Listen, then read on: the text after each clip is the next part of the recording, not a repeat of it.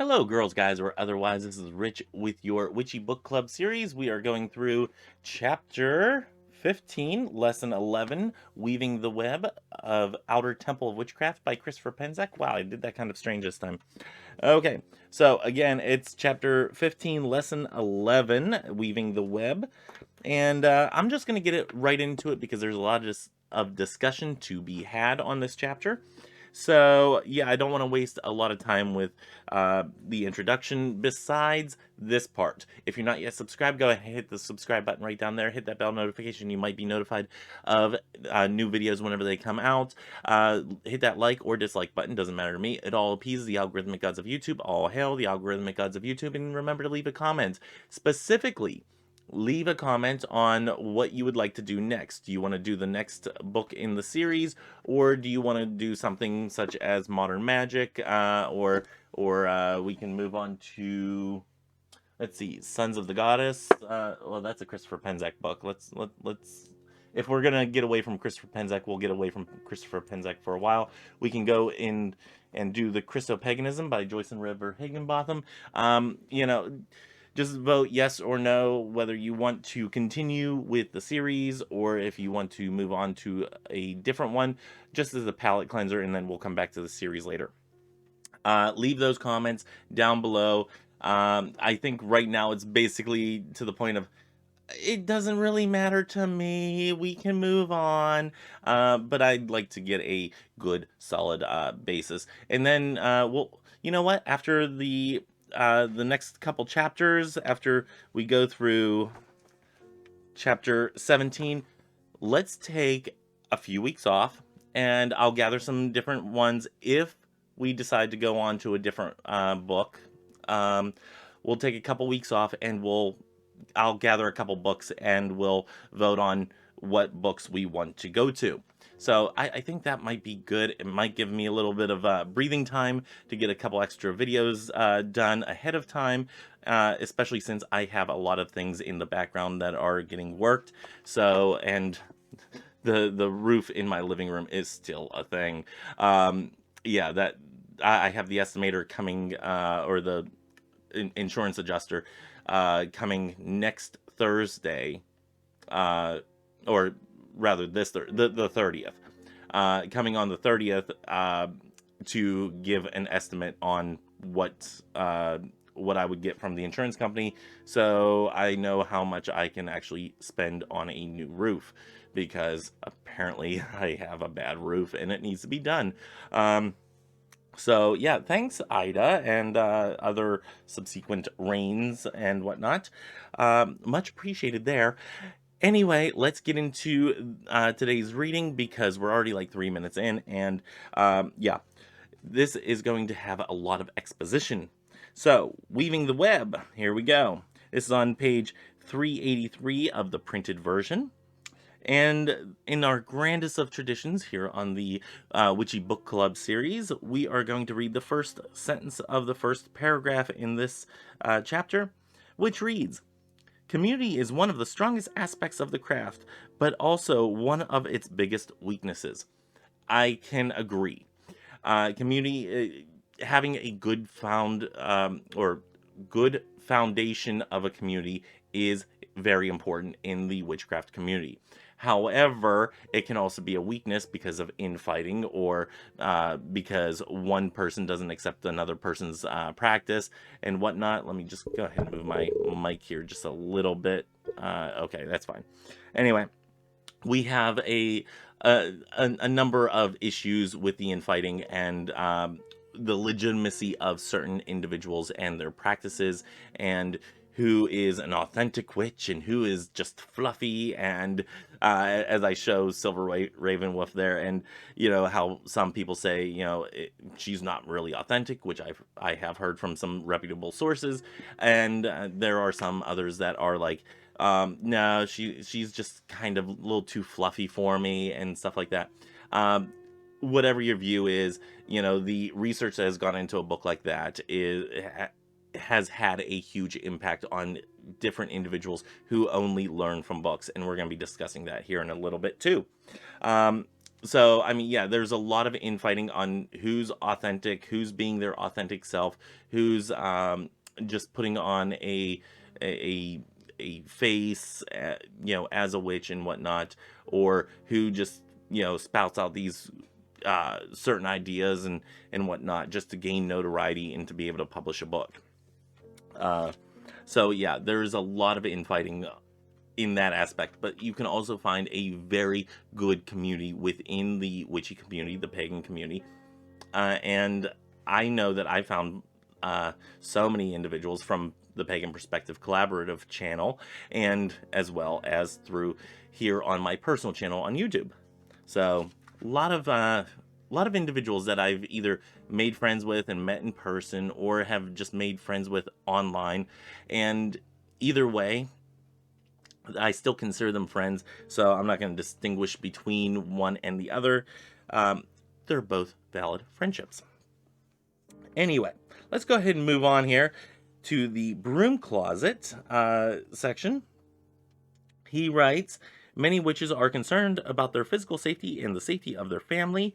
Some fear repercussions at the workplace. Witches fear social stigma, not only for themselves, but also for their children. Okay, yes, that does happen, and it still does happen. It still happens in divorce cases. It still happens in issues of when somebody has a job and whatnot. Most notably recently, we've seen Panera. Somebody got fired from Panera um, because they were pagan, and the individuals who were the managers said, no, you can just stay home until you accept Christ and everything. And I'm sitting there, I'm like, that no, this is an employee of yours. As somebody that has a small business, um, it's like, no, this is an employee of yours. Treat them like a freaking human being, you piece of crap. And I don't stand for that. It doesn't matter what the employee believes, as long as if those beliefs don't infringe on their ability to do their job. And that is a huge issue with me, as far as, a business. So, yeah, Panera kind of crap in that situation. And it wasn't only that branch that has that did that. The individual actually complained to corporate, and the corporate HR just sloughed it off, didn't pay any attention to it and everything. Now I think there's a huge investigation going on about it. I haven't really kept up with the story as much, and I probably should go back and see what's come of that story since. So I would actually be interested. If any of you know off the top of your head, just pop that down in the comments down below. So that is definitely a concern of those in the witchy community and the pagan community and I'm going to use those kind of interchangeably because they do overlap in so many aspects. Um, but yeah, we have these issues where, individuals will either hire you, fire you, or they will hire you and then they will fire you because they learned something about you, such as this. If somebody in a relationship becomes a pagan or a witch, they will, they can end up having a divorce happen, and the children could possibly be taken away because child sacrifice and everything is what this individual is practicing because of the satanic panic and all that, carry over from the 1980s and some of it anew. So yeah, it's very much a fear, and I understand this. Moving on a little bit here, there are many pros and cons to public life as a witch. For many of us, it is a personal affirmation of who we really are and a comfort to share that with the world. Many other practitioners are private and feel no need to be public, but such feelings can make the craft a hard and lonely path unless you already have a peer group. Absolutely. If I were to be a solitary, eclectic, Christo-Pagan type of individual, and not have a YouTube community, it would be a very lonely existence for me. Because for one, Christo-Paganism is such a niche group, and we're going to talk about some of that later. It's such a niche group to begin with that you don't really find many people that think along the same lines as you do, or if they do, they are halfway across the world. And I've had that situation come up plenty of times. And yeah, it's a very lonely existence. The chances of you finding somebody in your own community within your own practice and whatnot, in your own little area of community, is very slim. Now, if you are in a tradition such as Wicca or the offshoots of Wicca and whatnot, you might find a group a lot quicker because it is a more expansive group type setting.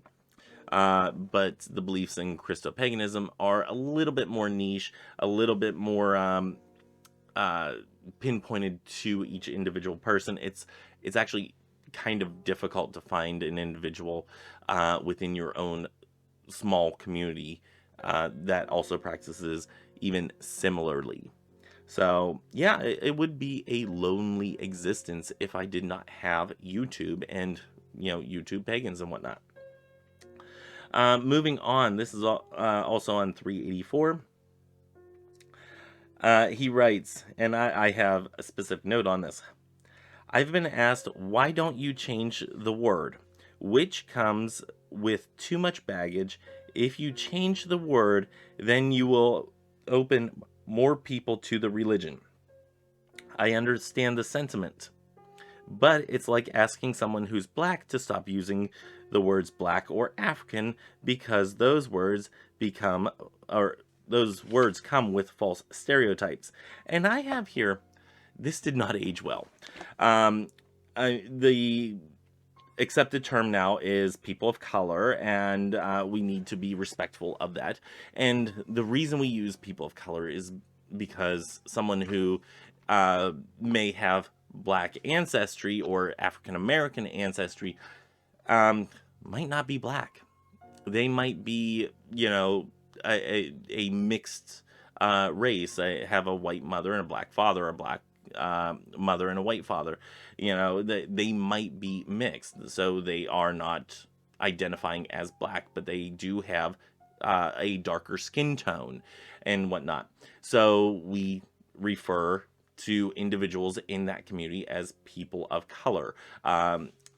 So yeah, and we actually now the accepted verbiage is BIPOC, Black Indigenous People of Color. So it's Black individuals, people who were Native American or Indian, and then grouping everybody else who is within that color spectrum. Basically everybody but European white people like myself.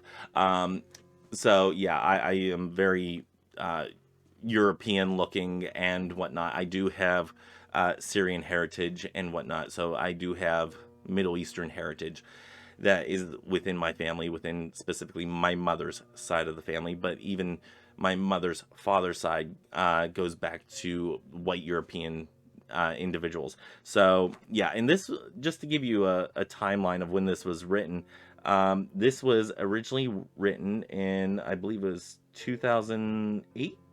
No, hold on, let me see. This is the 5th printing. It was done in 2008. 2004 was when this was originally done. So let's see, that's 17 years ago now. Yeah, hey, look, you just saw me do math on camera. So yeah, 17 years ago, things have changed with the verbiage that we use, and that is to be inclusive of individuals of color. So we aren't specifically saying those black people or those brown people or those Latin people and whatnot. And I'll explain why I'm saying that. Now we say the people of color whenever we refer to people who are being disenfranchised by usually police and whatnot. I know it started out sounding really bad, and I wanted to make sure that I got that out. Um, whenever we talk about the black community being oppressed, or the uh, Native American community being oppressed, which both largely have, we tend to leave out a lot of nuance there to the people who are descendants or mixed of races. We tend to leave them out because they are not pure.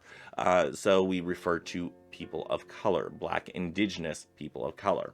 Um, so, and I know that I've probably, in saying this, have probably offended some people, and I do apologize. I'm still learning the terms and the verbiage in order to express the way this is supposed to be said. So if I have said something that is offensive, do know that I did not mean this, and that I am with you on trying to change our language and change the way that we view individuals and the way we talk about these certain issues. And if you have watched my channel before, you already know this. But leaving that there, let's go ahead and move on. Down at the bottom of 384 here, if you choose to be an out witch, then use some common sense and have some concern for your safety. But don't be paranoid. Take into account the community you live in and what you mean by public. Public doesn't necessarily mean calling a press conference and announcing it to local papers, newspapers, and television. Absolutely. This is similar to coming out of the closet for those in the LGBTQ community, which I am a member. Yeah, you don't have to, if you decide to come out of the closet, you don't have to just be like slamming open the door and saying, I'm gay, or I'm a witch, or anything. You don't have to say that. If you're not, especially if you're not comfortable with everybody knowing your business all at the same time. Some people you need to handle with a little bit of kid gloves, because it will just absolutely blow their mind and can cause you a very rough existence. Let's put it that way. So for instance, if you are in a fundamental household where, your parents and you are not able to live out on your own, coming out to your parents like that is going to be somewhat problematic if you know where they're going to be coming from and how they're going to react. Excuse me here, I need a drink. Just a little bit of Canada Dry. Yeah, I do like ginger ale every once in a while. I got this for somebody else, but we had leftovers of it. So yeah. Anyway, what was I saying? Okay. So if you do feel comfortable coming out of the broom, or out of the broom closet, you don't need to come out to everybody as well. I would start out with, the people who need to know. That would be your partner, your spouse, husband, wife, life partner, whatever the term is that you utilize. For me, since I was a witch before I met my boyfriend, I'm like, I told him in one of the first few messages that we sent to one another. It was the first like 10 messages, and I do this with any relationship that I've gone into. I tell them flat out, I said, I'm a witch. Is this an issue? And, I ask them what their religion is, and we'll get onto that conversation. And it's been a problem in one relationship, and it wasn't a problem at first, and then the individual kind of flipped out on me and went seriously fundamental, and that was an issue, and I basically said goodbye. I said, we're done. So, yeah. And he also wasn't out, so that was also an issue that he was dealing with. And yeah, we all deal with our things in our own time. Anyway, what I was getting to here is that you don't need to announce it to everybody. You can announce it to the people that are close to you. You can, in time, announce it to the rest of your family if that's something that you feel would be a receptive crowd. If you're going to get animosity from them and, you see them once a year, if that, they may not need to know. I have several family members who will never know my practice because they are so fundamental and they are so closed-minded and they are so right-wing extremists that, yeah, they won't accept my practice as it is, and they will be more against me than they already are. And seeing that I only talk to them pretty much over Facebook, and that's basically only in arguments, yeah, I'm like, whatever. You don't need to know any more about my life than what I'm letting you know right now. So, take those as you need, and, don't be afraid of going a little bit into the water at a time. You don't have to cannonball right into it. You can take it a little bit at a time. But let's keep on going here. We're at 385 here, on page 385. You may be asked questions, so make sure you have some intelligent and simple answers when someone asks you about your pentacle and refers to it as a satanic symbol. Let's hold that for a minute, and then I want to read this one. People may upset you with their ignorance, but most people don't mean it intentionally. Okay, that last part first. Absolutely. Most of them, because they don't have the education of what it is to be a witch, will be ignorant to it. And maybe they're a little bit more receptive than they would otherwise be, if they were well informed.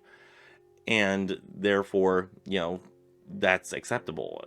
Maybe they're still not receptive afterwards, and in that case, it's like, okay, then you're just a jerk.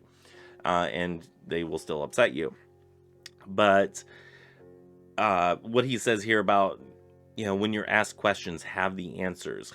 When people ask you about a pentacle, or, I get asked about my triquetra and everything, because people like Celtic knots, and they're like, oh, what is that thing? That's a triquetra. What does it mean? And I said, it's anything dealing with threes. So you can, and it comes, in terms of many cultures and everything. This one's predominantly Celtic in origin, but it can mean Father, Son, Holy Ghost. It can be meaning anything in a trinity, anything in threes. And I kind of just leave it there. And at that point, they're like, okay, whatever. It's kind of a cool design. I like it. And they move on from that. And, it's kind of one of those things. The people who know.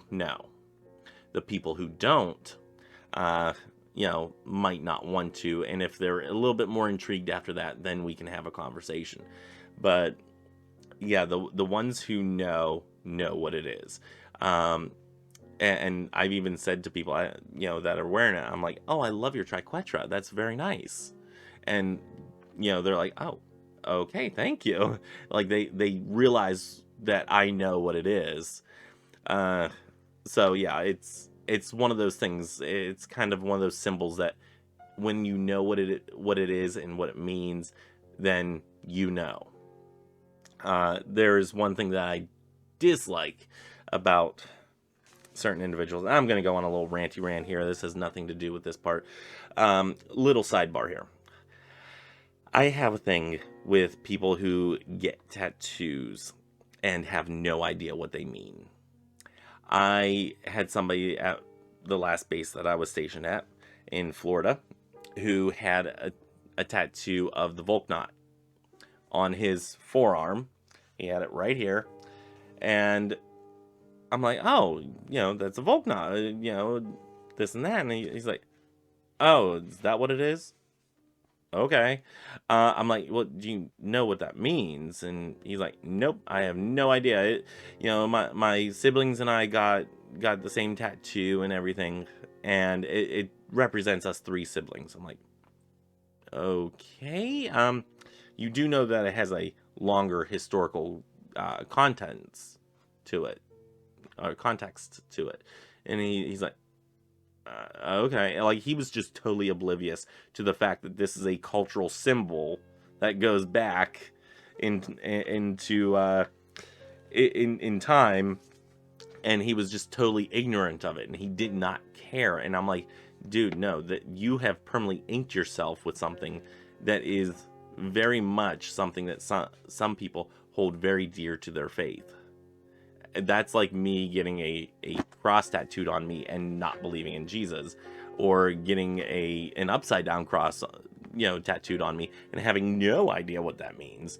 Like a satanic, what is called the satanic cross, because it's upside down, which does not have anything to do with the satanic temple, and wish people would stop using that. But anyway, it would be like me getting an upside down cross tattooed on me and not knowing the significance of it. It was very awkward. It was very weird.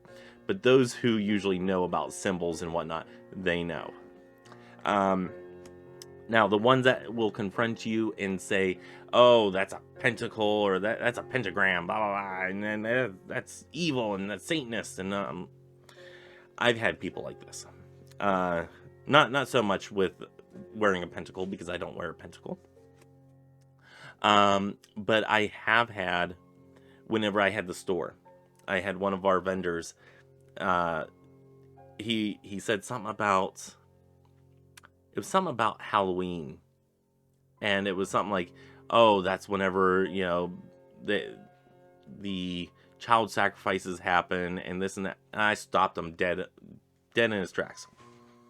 I said, actually, Halloween goes back, as far as the Christian tradition, it goes back to souling with soul cakes and whatnot, and asking for soul cakes in exchange for prayers being prayed for your ancestors and whatnot.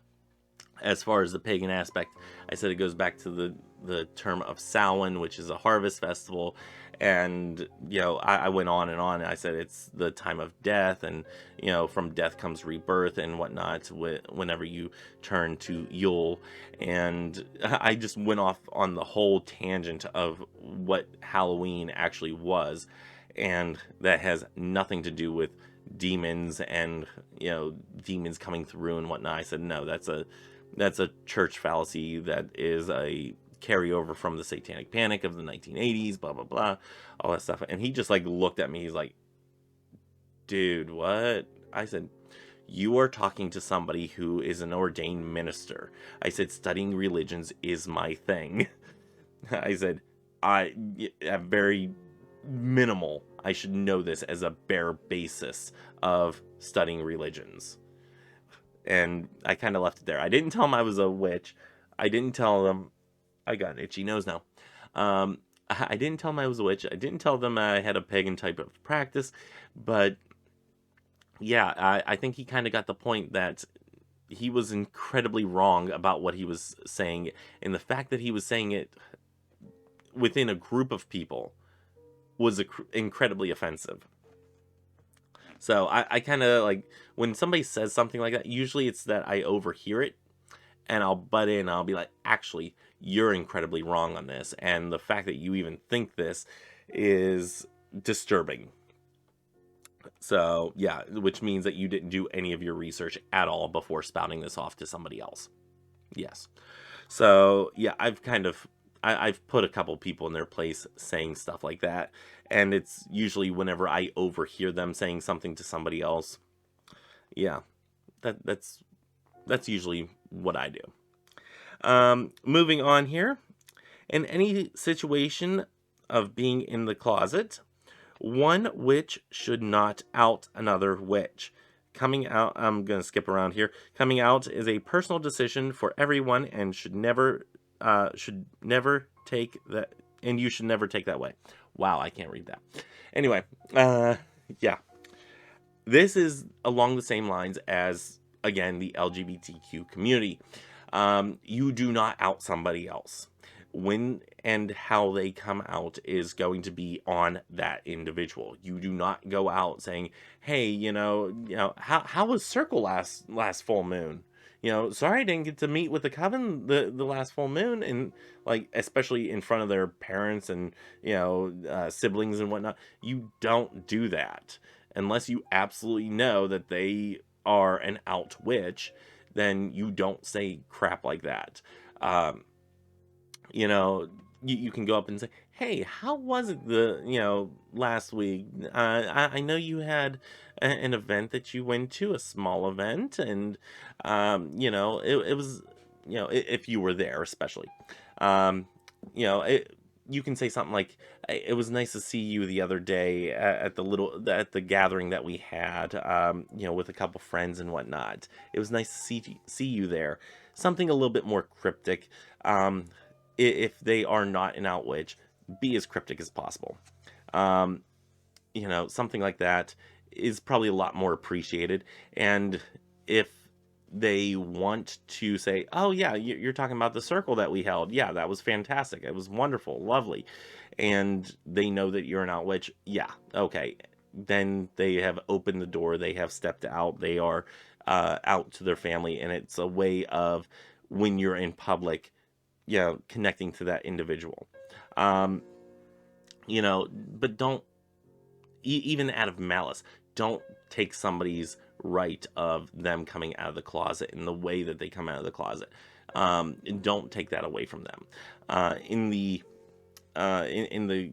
LGBTQ community, every once in a while somebody will out somebody else, and sometimes this is on a celebrity scale or something like that.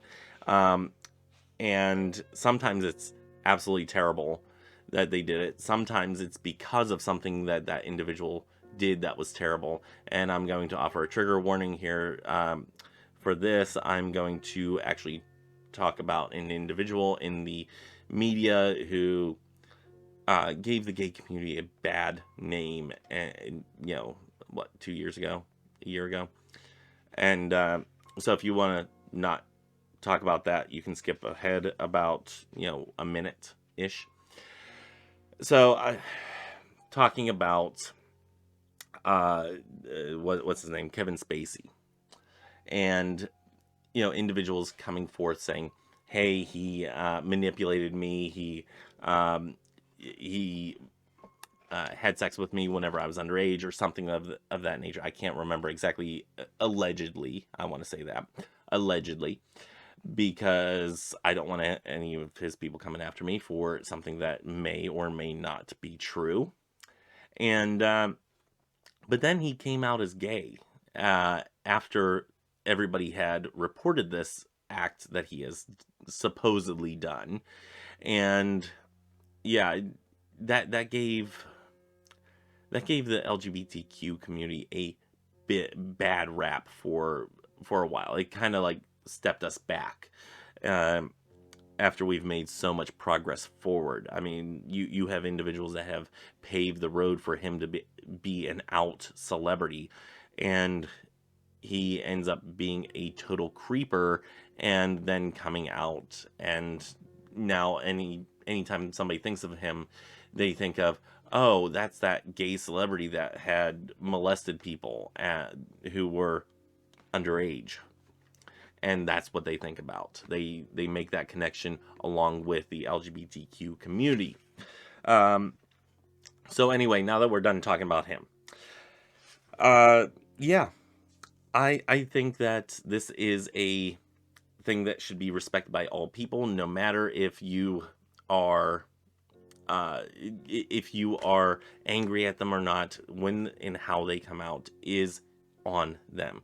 Now, like the example earlier, sometimes if you have been wronged in that type of way, you need to report that. That is vitally important, and if it is safe and comfortable for you to do so.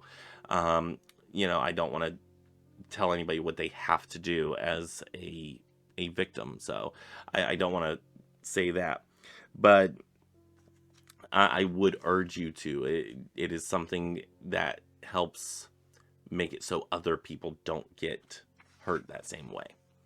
Um, and I think y'all know where I'm coming from on this, because I say this with love and caring with a loving and caring heart that, I want certain individuals who should not be in public to be behind bars because of the actions that they have done and the wrongness that they have caused. But if somebody is outed that way, I have less sympathy for that. If anything, the big thing that it does to the community is that it gives the community a bad name. And unfortunately, that's something that we would have to deal with. Let's move on, because we got into some heavy discussions. We're about halfway through, and we're halfway through the chapter. I like the symmetry there. Next, we have witch wars. Unfortunately, as wonderful and loving and as the teaching of witchcraft can be, and as welcoming the community can be, there are often problems with the community, within the community. Oh my gosh, I can't talk right now. Yeah.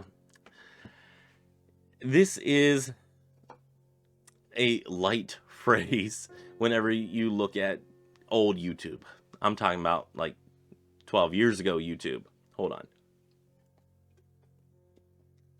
Because if y'all were around about 12 years ago, whenever you could, back and forth, like you could do a video response to somebody and they could video response your video response, and you video response their video response to your video response of their video response. The witch wars were, for somebody who was just new to the community at the time, I would look at those and I'd be like, oh my gosh, these people are insane. But it was also mildly entertaining if you like a little bit of drama that has nothing to do with you. You're just sitting there with your popcorn like, oh, okay, yes. It could be entertaining to watch two different witches go back and forth and fight over who's more powerful. But at the end of the day, it really doesn't help anybody. It's really quite childish. And I don't think I've really had any witch wars. Yeah, I don't think so. Most of the time, if I've had a witch war, it is with individuals who say that Christo-Paganism is not a valid practice. And I'm like, okay, or even at the time whenever I was identifying as a Christian Wiccan, they would say, well, that's not a valid practice. You can't do that. I'm like, okay, I'm doing it. What are you going to do? It doesn't make sense to you. Whatever. It's not your practice to worry about, and just move the hell on. If you're not supporting me, then you're of no use to me. And, by supporting, I mean, like, if you do not stand with me as my right to practice witchcraft or my own form of paganism, then you don't need to exist within my circle. I don't need to pay you any mind. You can go on and do whatever the hell you want to do somewhere else. But you may not occupy the same space as me if you're not going to respect me. Or respect what I do, because, if you cannot respect that, I can do what I do. You may not like that I do a spell for prosperity, let's say. You may not like that, but you're going to have to accept that I've done that. Okay. And I did it as somebody who believes in Christ, as well as believes in magic and the capability of creating change through thoughts, words, and deeds, that type of thing. It's something that, yes, it does happen, and just because you don't understand it doesn't mean that it's not valid. That's about the only witch war type-esque thing that I have really been a part of, and it's pretty one-sided, where they're saying to me, oh, that's not a thing, that's not a thing. And I said, and I'll basically tell them, okay, whatever. My practice is my practice. If you don't like it, bye. You don't have to watch my videos. So, or you can watch every single one of them and get that view count up. You know, get those hours logged into the YouTube algorithm. That way, I can actually put ads on my YouTube videos again. That would be great. You know, for the whole like $3 that I get.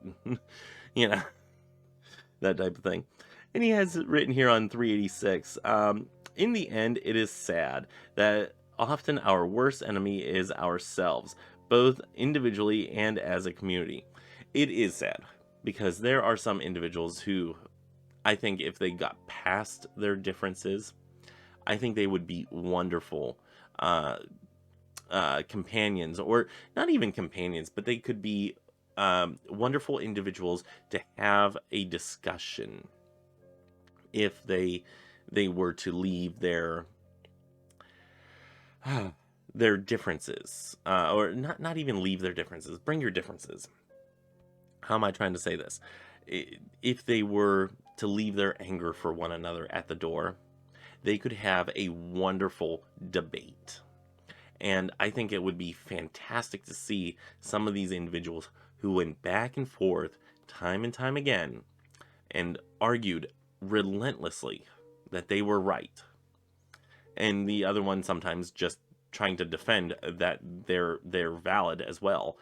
I think it would be wonderful to see them in an actual intellectual debate or discussion of some sort pertaining to witchcraft and the intricacies of it, because I think that type of flow of ideas and inspiration and whatnot can explore some of the intricacies of the pagan community as a whole. I think that would be interesting, and I would love to see that. Moving on here.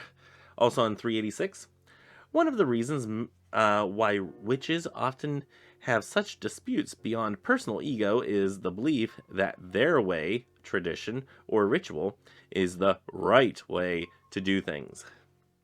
Yeah, absolutely. And we're going to get into a lot of those here. I'm just going to let that one hang there. But I think he kind of hits the nail right on the freaking head on that one. Healthy debate and understanding why someone thinks or believes a certain way is wonderful. I'm always interested more in the whys of something and often only receive the answer, I don't know why. That's the way my teacher did it. And as per usual, uh, from one of my who I would say is one of my teachers, Annie, know the why behind what you're doing. Know the why behind what you do. And I've taken that and I've kind of made that a mantra of my practice. I've made that a way of how I practice my unique practice as it is. So yeah, knowing the why behind what you do, and have that healthy debate, and don't be afraid of a healthy debate. Yeah, let's move on here to 387 under the subtitle of Witches Are Made versus Witches Are Born. Oh my gosh. Some feel witches are made through initiation rituals, passing the lineage and title from one witch to another. Others feel legitimate witches are born that way, and no one can make you a witch. Yeah, I hate this. Yeah. What makes you a witch? I don't know. What makes your gender male? What makes your gender female? What makes your gender non-binary? Who decides that? You see where I'm going here. The term witch is a placeholder and is a label. If you are a magical practitioner, I don't care what you call yourself. You can call yourself the Grand Poobah of sneakers for all I care. And you know, while that's awfully pompous of a title, you can call yourself that, and that's fine. It doesn't mean that you're not a magical practitioner. What we get here with the witches are made are born, not made, is that you have to have a lineage. Absolutely not. Last time I looked, the concept of magic is based on the concept of energy and the movement of said energy in a more scientific way. So in holding that term and that definition, if you are connecting a witch to a magical type of style, or a magical practice, and your magical practice is therefore a type of scientific way of moving energy, then that would in turn be logical to surmise that a witch can be anybody who moves energy. And I think anybody and everybody could move energy. It's whether or not they will purposefully move energy. And that's one thing I should put in there, is the purposeful act of moving energy. So yeah, I think that's a good distinction there. So if you have somebody that comes up to you with the thought of witches are born, they're not made, then ask them what their concept of magic is. And then dig a little deeper, and then dig a little deeper. And then you can basically dismantle that into, yeah, anybody can do that. So, yeah, the thing with the lineage issue is that, yeah, some people might be a little bit more, um, their capability might be a little bit more heightened because of a lineage of people who are also practitioners, who are, you know, ancestrally standing behind them and helping them out as guides in this world. But or they may have learned at an earlier age, therefore they developed quicker, something like that. That could be an argument for it, but that doesn't necessarily mean that, you know, you can't be a witch if you weren't born one. So yeah, let's go ahead and move on to the elemental correspondences part here, the subtitle. Witches often disagree as to what tool represents what element and the direction such tools should be placed. People who discuss the best way to arrange an altar, what direction it should face, how big it should be, and what size. I've already given all of my rants on the elemental associations and what can be put where, at least in my practice, and how it makes sense to me. But yeah, that's a big part of contention there, and I've already ranted on that with regards to Christopher Penzek's writings in and of themselves, so I'm not going to, you know, kick that horse while it's down. Moving on to the next subtitle, on 388, should magical tools be used in the mundane world? He writes, ask a group of witches if tools should be used outside of ritual circle, and you will get a wide range of strong opinions. I haven't heard this discussion as much. Certainly, you know, some of my tools could be used in a mundane practice, but not most of them. My cauldron's not really going to be holding anything else. My mortar and pestles I don't use for anything but incense making or, you know, spell crafting and whatnot, because of certain herbs that go in there. I don't want to use it for food purposes, because if a certain herb is stuck in there or a resin is stuck in there that is not healthy to ingest, I don't want it to get mixed in with our food. That's just, you know, common sense practice there. I'm looking at my altar over here, and let's see what else. The cauldron. I don't have a cauldron that. Well, I do have cauldrons that are big enough to burn other things in there, and I do, and I have. I do, and I have. But the main ones that I use are small. and so they don't get used very often for anything but magical purposes because they're not really that large.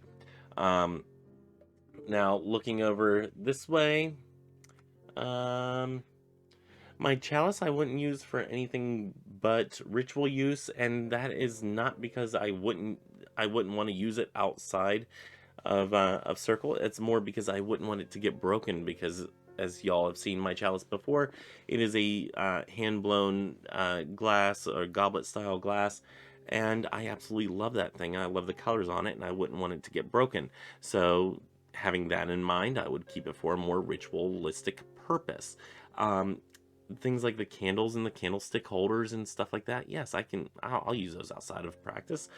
It doesn't matter to me. The main thing that I had a question of that I didn't see addressed in any of this other part here, I have on my note here, also, should others handle those tools? I've talked before in the past that if you were to come into my witchy room and you were to say, look at my wand, and you're like, hey, I like this wand, can I pick it up? Most times I'm going to say yes, because it is something that, you know, why not handle it? It's not as if your energy is going to mess up a tool that is more connected to me anyway. As long as if you're not going to break it, I don't have any problem with you handling it. So yeah, I mean, my Athame, same thing. You know, as long as if you're careful with it and you don't stab yourself, we're good. Um, the chalice, yes, you know, you can handle it. You can drink from it, no problem. But do keep in mind that, you know, this is also a tool and it's very special to me, so handle it with care. Book of Shadows, same thing. If you were to look into my Book of Shadows, there's obviously certain pages that are a little bit more specific to me and a little bit more personal to me. And I wouldn't want just anybody reading that. So if there are private parts in my Book of Shadows, then I might say, oh, okay, let me paperclip these 2 pages together because what's in between, I would rather you not read. Okay, moving on. Also on 388 under the subtitle, the validity of traditional witchcraft and eclectic / solitary witchcraft, he writes, many traditionalists feel that the eclectics are not true witches and lack the necessary skills and knowledge to properly practice the craft. In some cases, they are right. Modern eclectics look to traditionalists as dogmatic dinosaurs who lack a sense of freedom. They feel the traditionalists should move out of the way. Again, in some cases, they have a point, but both have wonderful things to offer. Absolutely, they do. Um, and one of the things that one of the individuals that I look to at this time would probably, again, as I fanboy out, Annie. Annie has become a very good friend of mine, or at least I would say that she's a very good friend. I mean, we've met and whatnot, had a wonderful day together, and but we have talked over the years back and forth, and of course, Annie is more traditionalist, and I'm more eclectic, and within my practice, she's obviously more well read. She's been doing this a longer time, all that good stuff. Could I see parts of Annie's practice more tiring, more dated, um, more dogmatic? Maybe a little at one point, but as she started to explain, you know, I see very good reasons why certain things are the way they are, and within the tradition of Wicca that she is in. And I also noticed that, you know, she's might see me as, you know, hey, you're taking up a title of Christian Wicca, and, you know, that's not the Wicca that I know, and this and that, and, you know, and she's right. It's not the Wicca of her tradition. It's it's a placeholder of a name and whatnot, that I was really kind of using it as I found my practice, and what it should be called. But that was the closest thing that I could put as a nomenclature to label myself. Um, and still very much so, it was close to what I was practicing. Um, you know, a Wiccan based practice was what I was practicing, at you know at its core. Okay, I'm getting in the weeds here trying to explain things, and I think I'm starting to lose even myself here. But yeah, I mean, we can go back and forth, Annie and I, and we can discuss things, and I learn a lot from her, and I don't know if she's learned a lot from me, but I know that we've certainly had very good conversations, and very fruitful conversations about how we see things, and how we develop in our minds, our practice and the way that we practice. So I think that it's quite a lovely coupling whenever you have somebody who's eclectic, solitary eclectic, versus somebody who's a traditional coven, uh, or from a traditional coven, that you bring them together and you bounce ideas off of one another with an open mind. If you have that open mind there, you would be so fascinated in what you're able to learn. So yeah, just gonna put that one out there. We'll get another drink here. Moving on to 389, the validity of self-initiation. To continue the debate on the traditional versus the eclectic, as well as who are the legitimate witches, the topic of self-initiation comes to mind. Absolutely. There are certain people that will say from time to time, it doesn't happen as often anymore, that in order to be a witch, you have to be initiated into a practice. No, no, no, no, no, no, no, no, no. I don't believe this.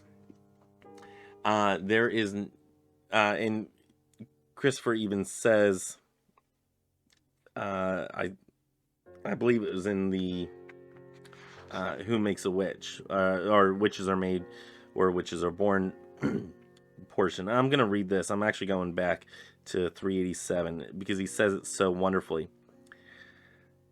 He says, quote, "No one can make you a witch but the goddess and God, but perhaps they will work through a priest, and ritual.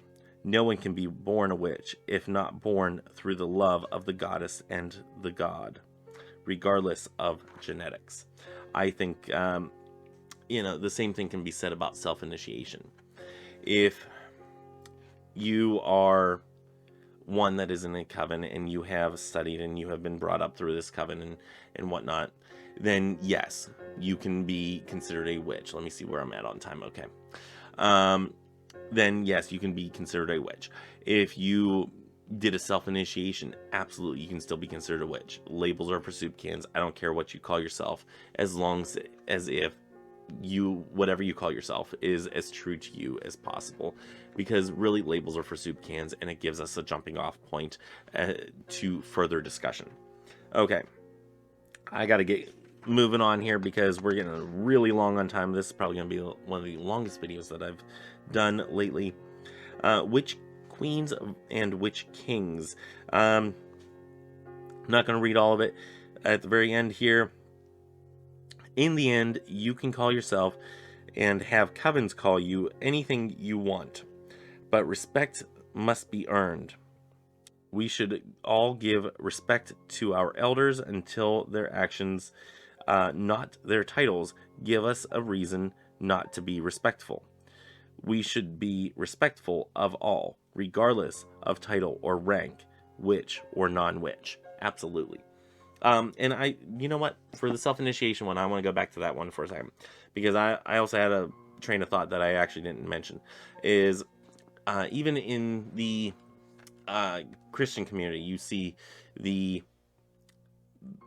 topic of self-initiation coming in. whenever you're talking about clergy.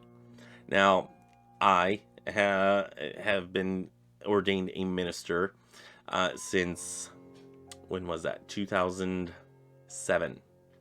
So yeah, I've been an ordained minister for quite a long time.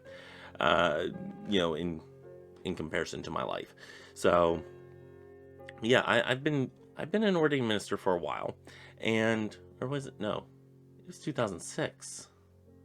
Son of a gun! Now I have to look at my certificate.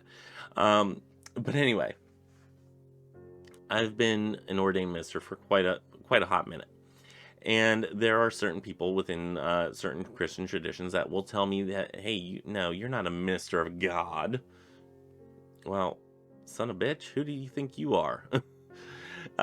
Because in my mind, in my practice, it's that the title is, or the calling of that individual is by God or by the divine being that you are ministering on the behalf of.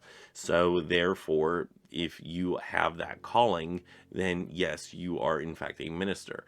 It's just that I went through a legal channel to get it um, to get it put it on paper that I am a legally ordained minister, which technically anybody can. You just call yourself a minister of whatever faith and have that faith recognized through the local court system, and yes, then you can marry anybody. Um, and yes, I do marriages every so often, which the mail just came. But yeah, I have the same situation with people in the Christian faith that will say, well, you don't have an apostolic succession, which I'm like, so what? You might not either. And even if I did, it doesn't mean that I'm more powerful than the next person. So, I mean, it really gets into the weeds on that one, and I'll probably have to do a video on that in the future. But I like what he says here in the witch queens and kings. You know, regardless of rank or title, witch or non-witch, you know, you should be respectful. Next is under the subtitle of politics. By the end of the 20th century, the pagan community has definitely dug its way into politics. I'm not going to get into too much on the politics spectrum because you all probably know where I stand. I believe I've mentioned it plenty of times. Yeah. Well, let's put it this way. I think. Therefore, I am not a conservative. So, yeah. I'm not right wing because I think. Anyway, I'm also not. I'm also not left wing either. So, I try to keep logical, and whoever has the best ideas, you know, I'm along there with them. You know, which just so happens to not be certain individuals. Anyway, yeah, in that discussion, the witchcraft community has a long history of being part of activism, and whenever it comes to activism for, you know, the environment, for war or anti-war specifically, you know, being activists for, you know, underprivileged individuals, you know, that is a big part of where many people within the witchy community have found themselves, because, you know, as witches, we were also there, and some of us still are, specifically depending on the community that you are physically in. Moving on, the New Age movement. Many witches chalk up those identified as New Agers as fluffy bunnies with no real understanding of metaphysics or healing, being ungrounded in the physical world. Certain New Agers often play into the flaky, ungrounded stereotype. Wow. Come on, Rich. You're almost done. Those in the mainstream often lump us all together because we do have many similarities. Both are fonts of wisdom, having something to offer to the world. Okay, so yes, there are absolutely those individuals who are, new age more than they are witchy, and by that I mean they will take an amethyst and they're like, "Oh, this has great healing properties." Yes, you just put it around your house. It's aesthetically pleasing and it heals. Yes, absolutely. Do you know why? That's the witchy part. And not only that, the witchy part also is not only do I know why, but I also use that in a crystal grid, and I use it in cleansing things, and I use it for a calming oil. I put it in an oil whenever I make it, and it helps be a calming balm that I put on before going to bed, a nice lotion of sorts. And you know, people who are in the new age community might just have that sitting on their table because it looks cute and because it has good energy flow, or it promotes good energy flow, which it absolutely does. There is something to whenever we become so witchy that we sometimes, some of us, start looking our nose down at people who are dipping their toes into the new age community. Those individuals who will wear a quartz crystal because they like it and it gives off good vibes. Absolutely, I understand that and I get that. We're on the same page there. But going one step further as a witchy individual is putting intention into that crystal, setting a protection spell on it, asking it to hold, certain memories and certain feelings or certain energies to help energize you throughout the day and whatnot, all that stuff. Yes, New Agers, do some of the similar things, but the witchy people take it a step further.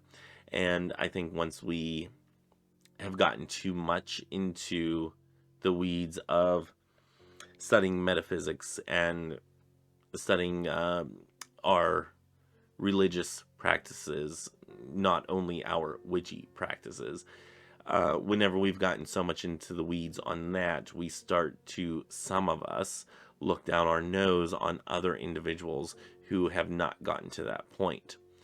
What we tend to not realize is that those individuals are walking a different practice or they're walking a different path. Maybe in their entire life they might not get there, but that's not for them. They may not need to ever get there. They may not have a desire to ever be there.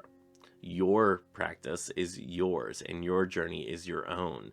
And the people that we cross along our way, or the paths that cross along the way, are people that we meet.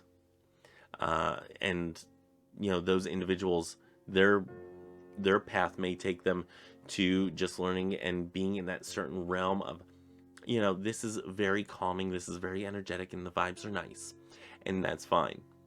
They may not go any further than that, and that's on them. If they want to, they can. If they don't, then that's also something that they can do. So we have to, or I don't want to say we have to, but we should be respectful of those individuals because they can make life interesting sometimes. And yeah, I mean, there's stuff to learn from them too, especially whenever some of them are so in tune with the energies around them that, sometimes us as witchy practitioners, we neglect to meditate. And we neglect to make sure that we are in that zone of feeling out the energies of a room. Whereas the New Ager can go in there and be like, whoa, this is in here and this is bad, and you should probably not be in here either. So, and they'll walk the hell out. Lots of wisdom there, and there's things that we can we can learn from them that I think, sometimes tend to forget whenever we get so far into our own practice. Let's move on, because we're almost done, and we're very far into over an hour here. Subtitle of Roots of the Craft: Witches will disagree on what? Witches will disagree on from where the craft springs. Okay, that's what it was. I was getting confused on reading the sentence there. Just read the words. Just read the words. What was the first source of witchcraft? We actually had a discussion on this on Pagan Perspective, and what our thoughts were on where did witchcraft start, and I really don't know where it started. So, yeah, I think that's a wonderful conversation to have, though. I like it. And then we have on 391, Witch and Wiccan subtitle. The words witch and Wiccan, as well as witchcraft and Wicca, are hotly debated with conflicting opinions. Absolutely. What's the common phrase? A witch can be a Wiccan, but not all witches are Wiccans. Just like a Wiccan can be a witch, but not all witches, or not all Wiccans are witches. I think it's how my mind is getting foggy, but I think that's how the phrase goes. Yeah, they are two different terms, and whenever somebody uses any terminology, they should, see what the terminology means to that individual. Not just assume that the terminology is as it is traditionally utilized. So, yeah. And then we get into web weaving, also in 391. The term web weaving refers to making connections in the pagan community. By making such connections, you strengthen the web that weaves us all together. So, yeah, I like this idea. And then we have exercise 36, and then we have homework. I like the idea of web weaving. Weaving of the web, connecting to different individuals, such as on YouTube. In the comment section down below, that's where y'all can connect and whatnot. Yeah, I know that YouTube has been a huge witchy community at one time, and it's starting to dwindle, I do believe. And if that is in fact a thing that is happening, is there a new place where witches are congregating? Because I'd kind of like to know. And please don't say TikTok. Y'all, I have done over an hour-long video. I cannot be splitting that up into 1-minute segments. Don't say TikTok. But yeah, is there another place that witches are going or congregating at? If y'all know, let me know. But this YouTube community has been such a huge help to so many witches out there. And yeah, that's basically where I'm going to leave it. Next week we are doing lesson 12, Coven Working. This is chapter 16, lesson 12, Coven Working. But until then, we have some homework. Complete exercise 36. Continue regular altar devotional. And any other regular meditative practice. Practice divination techniques. Continue journaling regularly. Celebrate the moon and the wheel of the year through ritual. Okay, and that was lesson 15, or chapter 15, lesson 11, Weaving the Web. From the Outer Temple of Witchcraft, written by Christopher Penzak. I have just talked. I have just talked for over an hour on one chapter. This was a big chapter, even though it was like only 9 pages. There was a lot of discussion to be had in there. I'm very pleased with the topics that are springing up through that last chapter there. So anyway, that's all that I have for this video. Until next time, make sure that you leave a comment below. Are we going on to the next part of this series? Do let me know. I think it's the Shamanic Witchcraft. The Temple of Shamanic Witchcraft, I do believe, is the next book in the series. Or do we want to go on to a different book just as a palate cleanser to branch out and discuss something else for a while, and then we come back to Christopher Penzek later. Yeah, leave comments down below, please, please, please. I believe the total is now like, maybe. Sounds good. Either way, I think we might take a little bit of a break from our Saturday Witchy Book Club series. So taking a little bit of a break in between books, I think is something that we need to do, or at least that I need to do, because I have a lot of filming that needs to occur in the future. And that's one thing that I can back off of once this book is done, just for a little bit, and it will come back. So yeah, that is a thing. Anyway, wow, that was a lot. Let's and oddly enough, I didn't have even planned to take a break, but yeah, apparently that's something that we are going to do. Anyway, yeah, let me know in the comments down below what y'all want to do, and any comments on anything that was discussed here. Again, we hit some topics that were a little bit touchy subjects, and I say everything in this video with all due respect and with all with the utmost of no offense meant. If that wording makes sense, keep in mind my mind is getting foggy now from talking so long. Yeah, that's all that I have. Anyway, until next time, may y'all have love, hugs, and ladybugs. Bye.